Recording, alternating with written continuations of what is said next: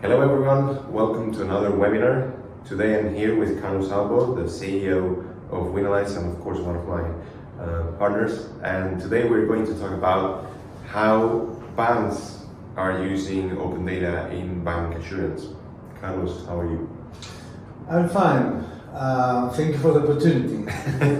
Of course. I was thinking before that in the end, the only sponsor that our webinar has is Wenalyze. So it makes sense for you, to have your time here. Carlos, to begin with this conversation, we're going to talk about bancassurance, which is a concept that in some countries is stronger and more known, and in some others is not. So what is bancassurance exactly, and where is it strong, in what regions of the world? Well, bancassurance is a very wide concept. Any kind of insurance that can be sold by the bank is a bank insurance. Traditionally, banks has been selling normally life insurance. Attached, or together with mortgages and other loans. But in some countries, due to regulation, banks can also sell other type of insurance like home, car, pet, health, etc. In Europe, the most important countries that they are selling all type of insurance regarding individuals, also commercial insurance, are Spain, Portugal, France, Italy, and then, Turkey is, if we consider as a European, at least half countries European, Yeah. and another like Greece and Cyprus, for example. If we jump to the other side of the ocean, mostly all the countries in Latin America, they are doing this as well. Interesting. So you're saying it's about banks selling insurance as well. So what are the differences between banks and the insurance companies when they sell insurance? Well, I think that there are not so much. There are not so many differences. Maybe the distribution channel, because they are using digital and branches. That's it. Right. So insurance companies, they normally use agents, brokers, also direct channels, and other type of collaborations. But I think it's just that, because, maybe I can say another one is that obviously insurance companies, they are selling only insurance coming from this company, but banks normally can use not only one insurance company. They can have signed agreements with more than one insurance company. Okay. So you're saying that banks could be selling insurance from more than one company, but do you mean one insurance for each product? Yeah. Okay, so Yeah. it's not like a broker, but... No, it's not. Right. They are not going to, let's say, to compare different product prices regarding the same insurance. So I'm saying that, for example, life can be sold by one insurance company and then car by another one, and not so many, because normally they have 1, 2, 3 companies, that's all. And the main reason sometimes is because one insurance company cannot, let's say, deliver the same coverages and prices for the whole product. They are not so competitive, all of them. So for this reason, normally they use at least 2 insurance companies. In these countries you mentioned where banks sell insurance, the only case I personally know is Spain, of course. But what I know is that bancassurance has a strong share on the distribution channel. So I don't remember the percentage, but it was quite relevant because we are constantly talking about it in the industry. Why do you think banks have such a strong share of distribution when it comes to selling insurance? Well, I'm going to divide the answer in two. First is that if we talk about life insurance, normally banks, they sell the life insurance, let's say at the same time or aligned with mortgage. So normally people buy insurance because they feel, let's say, closer the possibility to have some economic consequences. So if you are signing or you are accepting a mortgage and I'm offering you and say, okay, if you have to pay this amount of money and you die, do you think that it's going to be good that your relatives, if they are going to be protected, to extend, continue paying that? So I think it's one of the main or most important moment of truth about life insurance. This is one thing, and the other thing could be that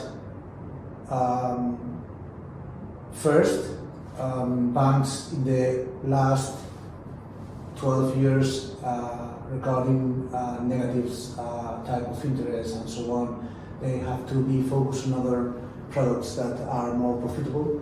And secondly is that banks has more frequent contact points or touch point with the client, because if you go to bank or the bank contact you, is not because only the insurance or a claim, like an insurance company, you contact them because you have some payments or you are going to get the salary sheet or whatever. So this kind of frequency of contacts the property that the bank can have more opportunities to sell you insurance. So on one side it's the bank has a strategy to increase sales on insurance because the other products are not.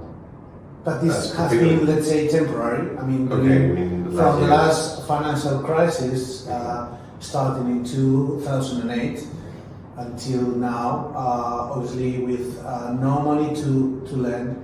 Because we have, or they have this problem with the mortgage and this kind of subprime and so on. So first is that, so you have to sell another product because at the end you have to do business. Yeah. So this is one thing, and secondly, that is permanent, is that the frequency of contact with the bank is more with a bank than with an insurance company. So the bank has more opportunity not to sell only insurance. That's Spain. Yeah, there are. I'm not going to mention any bank, but there are a lot of banks. They are selling also cars, TVs, phones, yeah. and the business that they have with us sometimes is so big. Yeah. So for the reason, this kind of contact point, they are very important to increase the sales, selling another kind of products, be finance. Coming from financial industry or not. Right. So considering those frequent contact points, the question now is, in all that strategy, in all that structure, what is the role of open data? Well, I think that open data is so important because, all the banks, they are already playing with data, in general, internal data. So obviously, and from my opinion, bank industry and insurance industry, bank industry is much more competitive than insurance industry. Yeah. So use open data is going to give an important competitive advantage to the bank, that they are going to be the first to use this source of information. Mm-hmm. And from your experience, this is two questions in one. What are banks doing with open data nowadays, and what can banks do with using open data? Well, what we are doing, I think that varies a lot of the bank. There are banks that they are doing a lot of things, or at least they were pioneers on that. Mm-hmm. So they are used to not only use open data, also have APIs, and be used to implement them and be connected with open sources. As you can see, APIs are a good thing. I think it's a very important competitive advantage.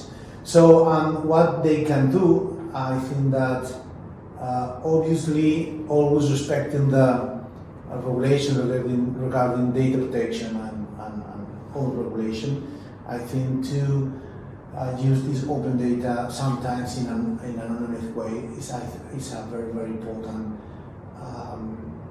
step ahead to give more customized attention and services to the client. Obviously, and again, and I want to highlight this, always respecting in a very, in a very high level, or the maximum level, the regulation regarding data privacy. But I think that there are, I'm sure there are middle point between not using data and using data a lot without any kind of respect. So I think that it's very important to find this middle point, because it's going to be useful for the bank, but it's going to be useful for the client. And I have to say that from my point of view, sometimes we forget that it's also useful for the client. Obviously, I know that it's dangerous to think that all the data we can use and so on, but the other day I was commenting to a very important bank that they were sending me messages without analyzing what kind of bank wallet that I was doing. So they were offering to finance this bank wallet, even I was doing it with myself. So for the reason, there are a lot of room to improve and room to know better the client. So I think it's quite interesting if you can mention, with no intention of doing spam, but I honestly think it's quite interesting if you could mention, with Wenalyze, we are using open data for bancassurance, right? So we are specialized in SME data for the insurance industry. How did you see that we could do the same thing and then let banks use it for their benefit? For example, I didn't mention before because obviously, as Ria said, I'm the CEO of Wenalyze, so I didn't want to transform this webinar in a very, let's say, commercial thing. But honestly, regarding bancassurance, we didn't start by bancassurance. We started by doing things regarding commercial insurance, underwriting, and so on. But I'm going to tell the story. Less than 1 year ago, one bank in Spain came to us and said, okay, I have this amount of credit and debit card clients or user, and we want to sell them more insurance. And we say, okay, we cannot we would like to help you, but we are not doing this kind of analysis over individuals, basically regarding data protection and so on. And they told us, yes, but you are analyzing merchants and commercials and enterprises. So the problem that all the banks have is that between 30 and 40% of the transaction with card, let's say that in general, it's very hard to identify what did you pay, because what you paid, because the name of the merchant and the name of the shop that you have bought, it doesn't match, so you cannot identify. So if you are the person that is buying, you cannot identify the merchant, or you have doubt about the payment. So can you imagine the bank? So based on this kind of transaction and analyzing what is the right activity or activities of these companies are doing, we can help the bank to know better the client without any kind of personal data. Yeah, sometimes I check my bank payments and I don't even remember what I paid. Especially if it's Saturday 4 a.m. I'm like, what are those 56 pounds? 4 a.m. is a little bit confused period of time during the day, but anyway, I would like to ask to all the people that is watching this webinar that I'm sure that they have experienced this. If you check your credit or debit card statement, I'm sure that you are going to find some payments, around 30%, that you have to spend, more time to think about where I was that day and what I have been doing. It takes a bit of research. Obviously, if there is a payment of 300 euros, it's going to be very easy You should remember. You should remember. If not, it's going to be a very bad thing. But all the payments that at least, and maybe after the pandemic, we can pay everything, even bread or coffee. Just coffee we can pay with card. So all of this payment is so difficult to identify because there are very small quantities of money, and the name of the merchant that doesn't match with the name of the brand where did you buy. So does it mean that the same information me as a client have about the merchant is the same information the bank has? Yeah. Okay, that's a very interesting point. So when I don't recognize the payment and I have no idea what that was, the bank knows even less than me in that sense. Well, because I can't remember. let's say that it has, the bank doesn't. not less, because the bank also receive like a, well, I think it's not the same, because when you see that it's a restaurant, it's because the bank has received It says like a restaurant. code regarding activity that is matched with restaurant. I didn't say this before, or tell this before. I was in a country, not in Spain, and I have a car that I normally use when I am abroad. And this car has like a security measure that you can, let's say, connect, and if the payment, the machine to do the payment is not near of the place that where is the company base, so you cannot do the payment. So Okay. if the payment machine is more than X kilometers from the the address of this company, you are not going to do the payment. Interesting. At the end, I had to disconnect that because I couldn't do any payment. Because basically, sometimes the machines are interchanged between merchants or. Right. And it's real. Right. I'm not going to say the country. I'm not going to say the car. But the car is very. It's supposed that it's very advanced. It's not. It's one of these neobanks. So even neobanks, because at the end, neobanks and traditional banks, they are based in the same information that comes from the car issues, like price out and no Express. difference in that There's sense. no difference. Okay, so you mean that, for example, I'm the owner of two coffee shops. One is in London, the other one is in Birmingham, and for whatever reason, I take the TPV. I don't know You the sign name. up the TPV Yeah. in London, and then you And then take I it. take to it to Birmingham. Birmingham. If you pay there, your It's not card going to work. gets blocked. Yes, not blocked, but you have this Payments. like this payment is you approve this payment because Okay.